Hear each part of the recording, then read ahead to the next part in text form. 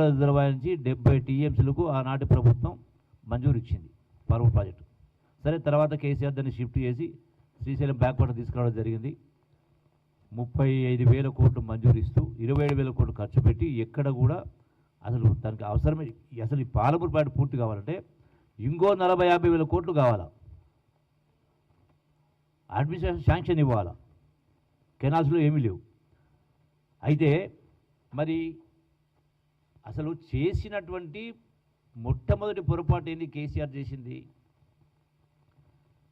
ఏ clearance లేకుండా, water allegation లేకుండా కట్టేటువంటి పద్ధతి చేసినప్పుడు మొదటగా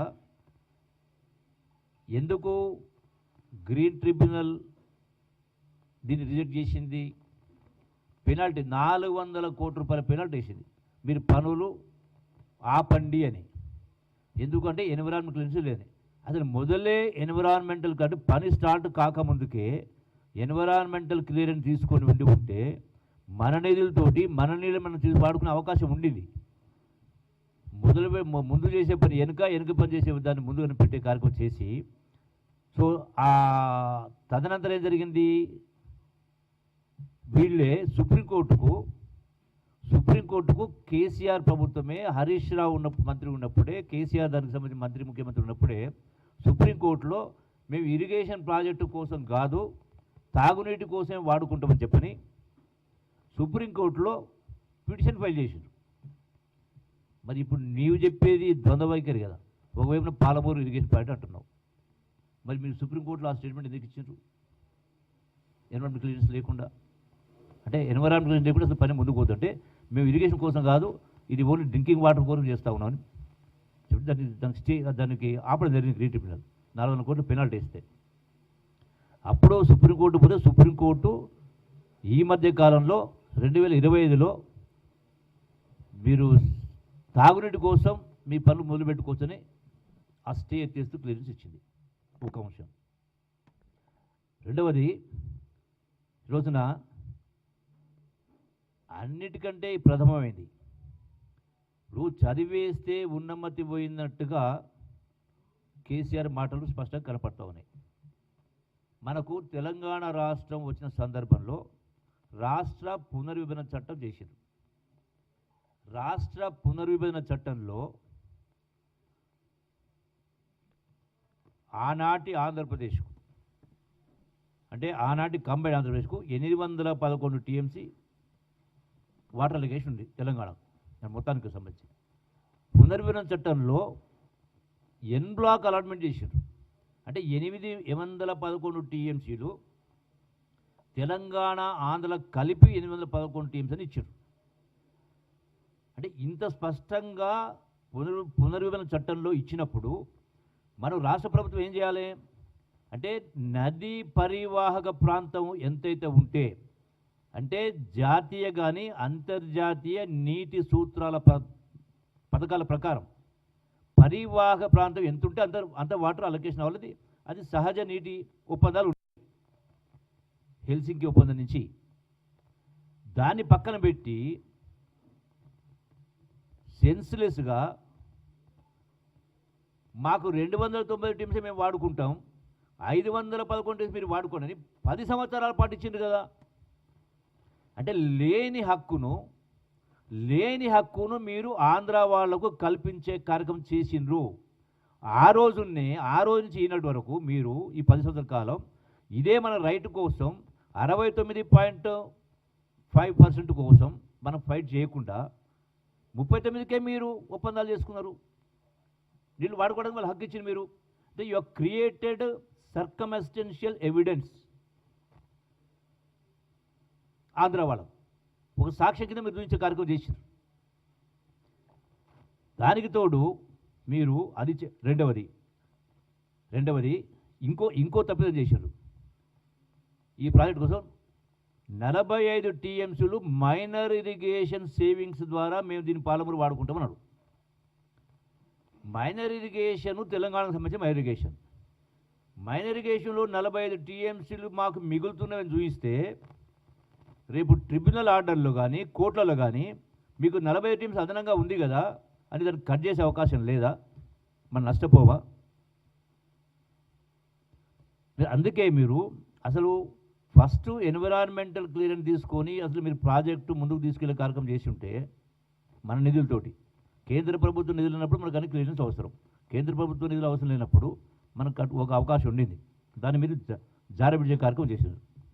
మిగతా 45 మనం ఏదో 90 టీమ్స్ అంటున్నామో మిగతా 45 టీమ్స్లు ఏదో గోదావరి వాటర్ను పోలవరం ద్వారా వట్టిసీమకు సంబంధించిన ఆంధ్ర రాష్ట్రం వాడుకుంటా ఉన్నప్పుడు ఆ ఏదైతే 80 టీమ్స్ మిగులుతూ ఉన్నాయో అందులో 40 టీమ్స్ తెలంగాణ వాటానే, అంటే మైనిగేషన్ 40 టీమ్స్ సేవింగు, అట్లాగే గోదావరి అడిషనల్గా అయితే మనకు సేవింగ్ వస్తూ ఉందో వట్టిసీమ ద్వారా వస్తుంది 40, ఈ 90 టీమ్స్ ద్వారా మాకు నీళ్ళు మిగిలితే ఇది ఆల్రెడీ ఇప్పటికే ట్రిబ్యునల్ ఉంది.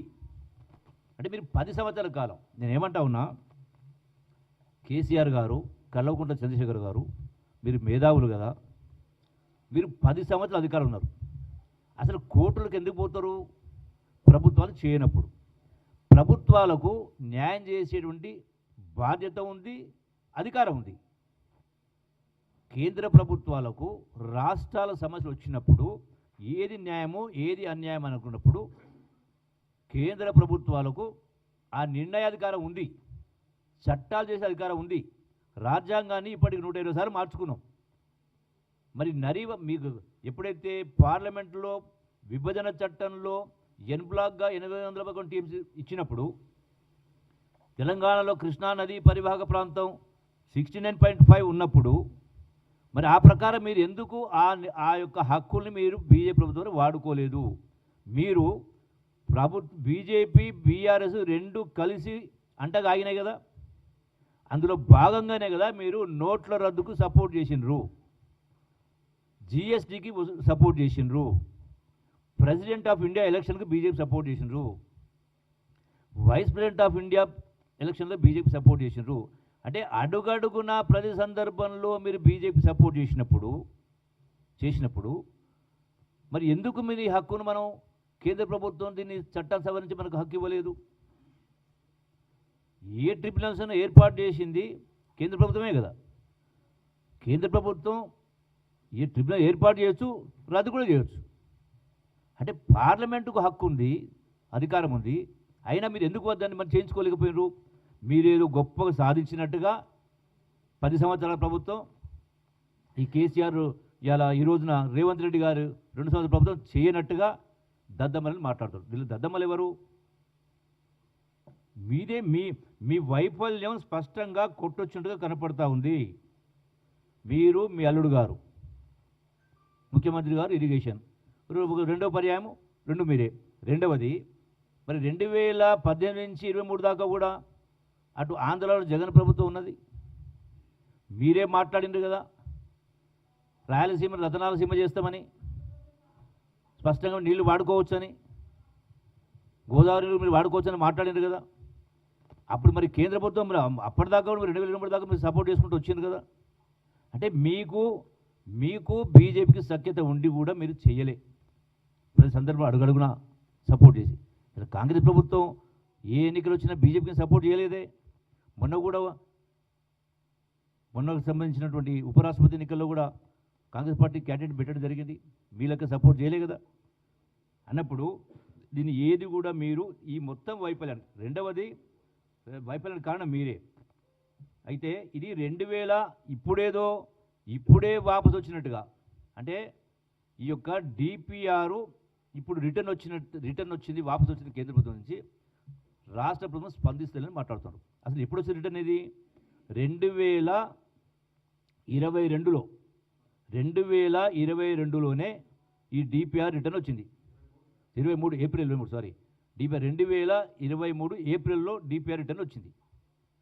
మరి వచ్చినప్పుడు ఆ రోజున మళ్ళీ రిటర్న్ వచ్చిన తర్వాత అప్పుడున్నటువంటి ప్రిన్సిపల్ సెక్రటరీ రజత్ కుమార్ గారు రిక్వెస్ట్ చేస్తూ రీకన్సిడర్ చేయమని మళ్ళీ రిటర్న్ ఇన్ ఏప్రిల్ 2024 మళ్ళీ కేంద్రానికి సిడబ్ల్యూఎస్కి మళ్ళీ గత ప్రభుత్వమే కేసీఆర్ ప్రభుత్వమే మళ్ళీ రిక్వెస్ట్ చేస్తూ రీసబ్మిట్ చేశారు. మరి మీ సందర్భంలో ఎందుకు రిటర్న్ వచ్చింది? 2015 మీరు 14 అధికారం వచ్చిండ్రు, 2000 అంటే 14, 2022 అంటే 2023 అంటే ఆల్మోస్ట్ 9 సంవత్సరాలు. మరి 9 సంవత్సరాలు మీరు నిద్రపోయినరా? 9 సంవత్సరాలు డిపిఆర్ 9 సంవత్సరాల తర్వాత రిటర్న్ ఎందుకు వచ్చింది? ఏం చేసుకుంటూ కూర్చున్నారు మీరు మీ కుటుంబం మొత్తం కలిపి? రెండవది, ఆ తర్వాత మళ్ళీ 2024 రిటర్న్ వచ్చింది. తర్వాత మళ్ళీ అగైన్ రీసబ్మిట్ చేయడం జరిగింది మే 2024లో విత్ రిప్లైస్, గత ప్రభుత్వమే. మరి అయినా కూడా ఇక్కడ పెండింగ్ ఉంది. తర్వాత మన ప్రభుత్వం వచ్చిన తర్వాత కూడా గతంలో ఇది సబ్మిట్ చేసినప్పుడు మైనర్ ఇరిగేషన్ సేవింగ్స్ 40 టీమ్స్ అందరు కదా మీరు ట్యాంక్ వైజ్ అంటే చెరువు వైజ్ కుంట వైజ్ కూడా మీరు డీటెయిల్స్ పంపని అడిగారు కేంద్ర ప్రభుత్వం. మళ్ళీ అప్పుడు ఈ ప్రభుత్వం వచ్చిన తర్వాత మళ్ళీ బ్లాక్ వైజ్ కూడా రిపోర్ట్స్ పంపడం జరిగింది. సిఈ పైన క్రిమినల్ కేసు పెట్టింది సుప్రీంకోర్టు, గవర్నమెంట్ అన్నాడు ఎన్జిటి. మన చీఫ్ ఇంజనీర్ పైన క్రిమినల్ కేసు పెట్టిండు, 400 కోట్ల పెనాల్టీ ఇంపోజ్ చేశారు. మరి మీరు ఇవన్నీ కూడా ఈ రోజున మీరు చెయ్యని పనులు మీరు చెయ్యకుండా మళ్ళీ ఈ ప్రభుత్వం చేయనట్టుగా మాట్లాడడం అనేది చాలా దుర్మార్గమైనటువంటి పరిస్థితి. రెండవది, కేసీఆర్ ముఖ్యమంత్రి ఉన్నప్పుడు నేను కూడా ఆ ప్రభుత్వంలో 3 సంవత్సరాల అధికారులు ఉన్నా. మొత్తం మామనల్లో పెట్టిన తప్ప ఏది కూడా వినిపించుకున్న పాపన కానీ పడిన పాపన పోలే. 2017లో పబ్లిక్ హియరింగ్ కండక్ట్ చేస్తే ఈ ఎన్విరాన్మెంట్ క్లియరెన్స్ కోసం పబ్లిక్ హియరింగ్ పెడితే కేసీఆర్ క్యాన్సిల్ చేసిన దాన్ని పబ్లిక్ హియరింగ్ కాకుండా ఇప్పుడు వద్దులేని అంటే ఇది నిలబడిన కారణం మీరు కాదా? ఎందుకు మళ్ళీ పబ్లిక్ హియరింగ్ క్యాన్సిల్ చేసింది అన్నాడు? ఇవన్నీ కూడా ఒకటి కాదు రెండు. రెండవది, ఇవన్నీ చేస్తూ డ్రింకింగ్ వాటర్ కోసమని మళ్ళీ వీళ్ళే సుప్రీంకోర్టులో స్టేట్మెంట్ ఫైల్ చేస్తారు. ఇది కేంద్ర ప్రభుత్వం ఏమంటా ఉంది ఈ రోజున? 100% కేంద్ర ప్రభుత్వం బీజేపీ ప్రభుత్వం తెలంగాణకు అడుగడుగున అడ్డం పడతా ఉన్నది వాస్తవం. ఇది వాస్తవం. మరి మీరున్నప్పుడు కాదు కదా, మీరు సపోర్ట్ చేసుకుంటూ వచ్చింది కదా. దేశ స్థాయిలో కాంగ్రెసు బీజేపీ 2 ప్రత్యర్థి వర్గాలు నేషనల్ లెవెల్లో, రాష్ట్రంలోనైనా ఇక్కడైనా అక్కడైనా. అంటే అందుకని తెలంగాణకు డెఫినెట్గా బీజేపీ ప్రభుత్వం తెలంగాణకు వ్యతిరేకంగా పనిచేస్తూ ఉంది. ప్రతి ఒక్కరూ మొత్తుకుంటా ఉన్నాం, నెత్తినోరు కొట్టుకుంటా ఉన్నాం. న్యాయ ప్రకారం కేంద్రం ఇచ్చినటువంటి చట్టమే కదా, పార్లమెంట్ చేసిన చట్టమే, రీఆర్గనైజ్ చట్టం ప్రకారం మాకు రావాల్సిన వాటా మాకు 511 మాకు రావాలి, 199 ఆంధ్రకు పోవాలి. ఆ ప్రకారం ఏమని మేము అడుగుతా ఉన్నాం. వాళ్ళు చేయటం లేదు. డెఫినెట్గా వీళ్ళు వ్యతిరేకించే కార్యక్రమం చేస్తూ ఉన్నారు కేంద్ర ప్రభుత్వం. రెండవది, మరి ఇంకో వైపున జాతికి అంకితం చేస్తున్నారని మాట్లాడండి కేసీఆర్. ఈ ప్రాజెక్టు పూర్తిగా అసలు పర్మిషన్ లేదు, ఎన్విరాన్మెంట్ క్లియరెన్స్ లేదు, కాలువలు లేవు, శాంక్షన్ లేదు, కానీ జాతికి అంకితం చేస్తున్నాడు. అంటే 10 సంవత్సరాలు ముఖ్యమంత్రిగా ఉన్నటువంటి వ్యక్తి కల్వకుంట్ల చంద్రశేఖర్ గారు అంటే ఆ స్థాయికి దిగజారి మాట్లాడాల్సినటువంటి అవసరం ఎందుకు వచ్చింది? అంటే అధికారం కోసం, రాజకీయం కోసం, అవసరాన్ని బట్టి ఏది బట్టి అది మాట్లాడతారా? అందులో భాగంగానే కదా ఇలా మాట్లాడుతున్నది, తోలు తీస్తారని మాట్లాడదు కదా. ఈరోజున చాలా ఏదో గొప్పగా పాలమూరు పట్ల ప్రేమ ఉన్నట్టుగా, పాలమూరుకు అంగిని చేస్తున్నట్టుగా ఆయన మాట్లాడుతున్నాడు. ఒకసారి లెక్క తీస్తే నిన్న మాట్లాడినప్పుడు నేను కూడా కొంచెం విన్నా, పేపర్లో చూసిన, ప్లస్ నేను ఆయన ప్రెస్ మీట్ విన్నా. పాలమూరు ప్రాజెక్టుకు 6,50,000 ఎకరాలు సాగునీరు ఇచ్చినారని మాట్లాడాడు. అది మహాత్మా గాంధీ కల్వకుర్తి ఎత్తిపోత పథకమైన, భీమా అయినా, నెట్టెంపాడైనా, కోయిల్ సాగర్ అయినా. అసలు ఈ ప్రాజెక్టులు మంజూరైంది ఎవరి పీరియడ్లో? ఇవన్నీ కూడా వైఎస్ రాజశేఖర రెడ్డి గారు ముఖ్యమంత్రిగా ఉన్నప్పుడు ఆనాడు 8 లక్షల ఎకరాలకు ఈ ప్రాజెక్టులు మంజూరిచ్చి 8,000 కోట్ల రూపాయలు ఖర్చు పెట్టిండు. రైట్ ఫ్రమ్ 2008 to 2014 దాకా 8,000 కోట్లు ఖర్చు పెట్టిన తర్వాత ఆ మిగిలిన దాన్ని, సరే మిగిలినటువంటి 3,000 కోట్ల, 4,000 కోట్ల మిగిలిన వాటిని కేసీఆర్ గవర్నమెంట్ ఆనాడు ఖర్చు పెట్టడం జరిగింది. మొత్తం నేను చేసినట్టుగా మాట్లాడుతున్నాను. అయినా ఇప్పటికి కూడా పాలమూరు రైతుల పట్ల ప్రేమ ఉన్నట్టుగా మాట్లాడుతున్నాడు కేసీఆర్.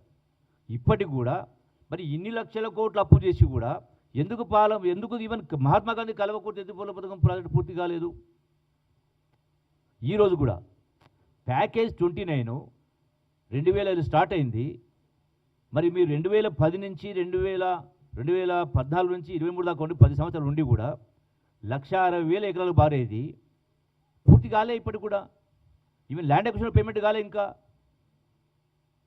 ఇలా మీరేమో పాలమూరు ప్రాజెక్టు మీద పేమెంట్ మాట్లాడుతూ ఉంటే నేను ఒకటే ప్రశ్నిస్తూ ఉన్నా, కేసీఆర్నైనా బీఆర్ఎస్ పార్టీ నాయకులైనా, మహాత్మా గాంధీ కల్వకుర్తి ఎత్తిపోతల పథకంలో అంతర్భాగమైనటువంటి 25 టీఎంసీ రిజర్వాయర్ కట్టాల. 25 టీఎంసీ రిజర్వాయర్ కట్టాల. మరి ఇప్పటిదాకా అక్కడనేమో మీ ఫామ్ హౌస్కు అనుకొచ్చేదాని కాడికి వచ్చినప్పుడేమో 50 టీఎంసీ మల్లనసాగర్ కడతారు, కట్టొద్దని కాదు, మల్లసాగర్ కడతారు. సుమారుగా 100 టీఎంసీల రిజర్వాయర్ కడతారు కేవలం 3-4 సంవత్సరాల్లో. మరి 10 సంవత్సరాలైన మహాత్మా గాంధీ కల్వకుర్తి ఎత్తిపోతల పథకంలో అంతర్భాగమైనటువంటి ఈ రిజర్వాయర్ 25 టీఎంసీ ఎందుకు కట్టలేదు? అదొకటి. గట్టు ఎత్తిపోతల పథకం ఇది 10 సంవత్సరాలు ఉండి 8 లక్షల కోట్లు అప్పు చేసి మేము అడిగినాం. జూరాల్ అనేది మొదటిది. జూరాలపైనే జూరాల, భీమా, నెట్టెంపాడు, కోయిల్ సాగరు ఇవన్నీ ఉన్నాయి. సో నీరు సరిపోవట్లేదు, ఒక పంట కూడా సరిపోవట్లేదు. రిజర్వాయర్ కట్టండి అంటే గొప్ప హెలికాప్టర్లు వేసుకొని పోయేసి ఆడ మాట్లాడు కొబ్బరికాయ కొట్టే కార్యక్రమం చేసి 10 సంవత్సరాలైనా ఇప్పటిదాకా ఒక తట్ట మట్టి తీయలే, మొదలు పెట్టలే ఈనాటికి కూడా. ఎందుకు? నిధులు లేకనా? నీళ్లుండే. మీకు చిత్తశుద్ధి లేక పాలమూరు ప్రాజెక్టు పైన పాలమూరుకి వెళ్ళి ఎంపీగా గెలిచి ఇలా పునాది అక్కడి నుంచే కదా తెలంగాణ రాష్ట్ర సాధనలో భాగంగా చేయలే. ఆర్డీఎస్ గురించి మాట్లాడుతారు కేసీఆర్, కరెక్టే. ఆర్డీఎస్ ద్వారా ఎప్పుడు ఈనాడు కాదు, మన స్వాతంత్రం కంటే ముందు నుంచి ఆర్డీఎస్ సంబంధించి 90,000 ఎకరాలు రావాలి, సుమారుగా నీళ్ళు రావాలి. మీరు మరి తుమ్మిళ్ళ లిఫ్ట్ అని పెట్టి అది కేవలం 10,000 ఎకరాలు రావట్లేదు. దానిలో కూడా రిజర్వాయర్ కట్టాలా. ఈనాటి కూడా రిజర్వాయర్ కట్టలే. తుమ్మిళ్ళ లిఫ్ట్కి సంబంధించి కూడా ఈనాటి కూడా రిజర్వాయర్లు కట్టలేదు. ఎందుకు కట్టలేదని ప్రశ్నిస్తా ఉన్నా. ఇంత ప్రేమ వల్కపోస్తున్నాడు కదా కేసీఆర్ పాలమూరు పైన. కేళ్ళు రిజర్వాయర్లు కట్టలే, కల్వకుర్తి అంతర్భాగంలో 29 ప్యాకేజీ పూర్తి కాలే, ఈ ల్యాండ్ అక్విజిషన్ కాలే, రిజర్వాయర్స్ కట్టలే. గుడిపల్లి కాదు, గట్టు రిజర్వాయర్ కట్టలేదు, లిఫ్ట్ పెట్టలే. మరి తుమ్మిళ్ళ లిఫ్ట్కి సంబంధించి కూడా ఇప్పటిదాకా కూడా రిజర్వాయర్ కట్టే కార్యక్రమం చేయలే. అందుకని ఒకటే చెప్తా ఉన్నాం, ఇవన్నీ కూడా ఈ ప్రభుత్వం దద్దమ్మ ప్రభుత్వం, ఈ ప్రభుత్వం కాదు. తెలంగాణ రాష్ట్రం కోసం వందలాది మంది బిడ్డలు ప్రాణత్యాగాలు చేసిన తర్వాత దద్దమ్మ పరిపాలన చేసి, బాధ్యతారహిత పరిపాలన చేసి, రాష్ట్రాన్ని అప్పుల కుప్పగా మార్చి ఇలా అయినా కూడా ఈ ప్రభుత్వం, రేవంత్ రెడ్డి గారి సర్కారు, ఇందిరమ్మ ప్రభుత్వం, కాంగ్రెస్ ప్రభుత్వం సమర్థత ఉన్న ప్రభుత్వం కాబట్టి ఇన్ని అప్పులు చేసినా నెలకు 6,000 కోట్ల వడ్డీ, సంవత్సరానికి 75,000 కోట్ల వడ్డీ కడతా ఉన్నా కూడా చెప్పిన మాట నిలబెట్టుకుంటూ ప్రతి కార్యక్రమం కూడా చేసేటువంటి ప్రయత్నం చేస్తూ ఉంది. ప్రభుత్వం నడుస్తూ ఉంది. ఇంకా కేవలం 2 సంవత్సరాలు అయింది, ఇంకా చేసే చాలా ఉంది. చాలా యూరియా గురించి మాట్లాడతాడు. అంటే అసలు యూరియా షార్టేజ్ అనేది ఎవరి కారణం? 100% కేంద్ర ప్రభుత్వం అధీనంలో ఉంది, కేంద్ర ప్రభుత్వం బాధ్యత. ఒకప్పుడు షుగర్ కోటా ఉంటుండే, గోధుమ కూడా అంటే రేషన్ కార్డు కోటా ఉంటుండే, టెలిఫోన్ కార్డు కోటా ఉంటుండే. అంటే సఫిషియంట్ సప్లై లేనప్పుడు, డిమాండ్ సప్లై అనేది అబ్నార్మల్ గ్యాప్ ఉన్నప్పుడు అటువంటి పరిస్థితి ఏర్పడ్డది. ఇప్పుడు కూడా కేంద్ర ప్రభుత్వం దుర్మార్గంగా కక్షతోట తెలంగాణ రైతాంగాన్ని ఇబ్బంది పెట్టే కార్యక్రమంలో భాగంగా ఇలా యూరియా ఇవ్వనప్పుడు వచ్చిన యూరియాను సక్రమంగా పంపిణీ చేయాలా, రైతులు ఇబ్బంది పడవద్దు, క్యూలో నిలబడాల పరిస్థితి రావద్దని ప్రాపర్ ఈక్వల్ డిస్ట్రిబ్యూట్ చేయాలనే పద్ధతిలో దాన్ని ఆన్లైన్ చేస్తే, అంటే సాంకేతిక పరిజ్ఞానం చేస్తే తప్పవుతుందా? ఏ లెక్క ప్రకారం? అందుకనే మరి ఇన్ని లక్షల కోట్లు అప్పు చేసి కూడా ఎందుకు రామగుండం ఫర్టిలైజర్ కార్పొరేషన్ ఎందుకు తిరిపేలే? కేంద్ర ప్రభుత్వం ఇవ్వతే మీరే అప్పు చేయొచ్చు కదా, ఇన్ని లక్షల కోట్లు అప్పు చేసింది కదా. సో డెఫినెట్గా కేసీఆర్ నిన్న మాట్లాడిన మాటలు ఏవైతున్నాయో కేవలం దీన్ని ఒక ఆయుధంగా పావుగా వాడుకునే ప్రయత్నంలో భాగమే తప్ప ఇవి వాస్తవాలు కాదు. నిర్ద్వందంగా ఆయన మొత్తం మాటలు కూడా మోసపూరిత మాటలు తప్ప, ప్రజల్ని మభ్యపెట్టే మాటలే తప్ప, వాళ్ళు మొన్న జరిగినటువంటి జూబ్లీస్ ఉప ఎన్నిక తర్వాత మొన్న జరిగినటువంటి సర్పంచ్ ఎన్నికల్లో బీఆర్ఎస్ బీజేపీ కలిసి పోటీ చేసిన తర్వాత కూడా వాళ్ళ ప్రతిష్ట దిగజారింది కాబట్టి వాళ్ళ పార్టీని కాపాడుకోలేకపోతున్నారు కాబట్టి ఇప్పుడు కూడా బిడ్డ కనీసం ఈ మాత్రమైనా ఏదో మళ్ళీ రేపు వచ్చే